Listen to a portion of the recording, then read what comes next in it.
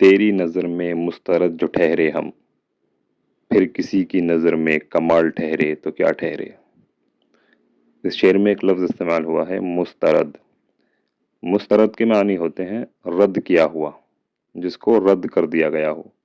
اس کے دوسرے معنی ہوتے ہیں نامنظور، یعنی جس کو قبول نہ کیا گیا ہو۔ تو یہاں پہ شاعر جو ہے اپنے محبوب سے کہہ رہا ہے کہ اگر ہم تیری نظر میں مسترد ٹھہرے، یعنی اگر تیری نظر نے ہم کو رد کر دیا یا تو نے ہم کو قبول نہ کیا، رد کر دیا، تو پھر بھلے ہی ہم دنیا کی نظر میں کمال ہوں، کمال ٹھہرے، لیکن اس کا کوئی فائدہ نہیں ہے۔ مین جو ہے اصل تیری نظر میں کمال ٹھہرنا ہے۔ تو اس بات کو اس نے شاعری کے انداز میں اس طرح کہا کہ ایک تیری نظر میں مسترد جو ٹھہرے ہم، پھر کسی کی نظر میں کمال ٹھہرے تو کیا ٹھہرے۔ تو اس طرح سے یہ لفظ مسترد جو ہے استعمال ہوتا ہے، اور اس کے جو معنی ہیں آپ سمجھ گئے ہوں گے۔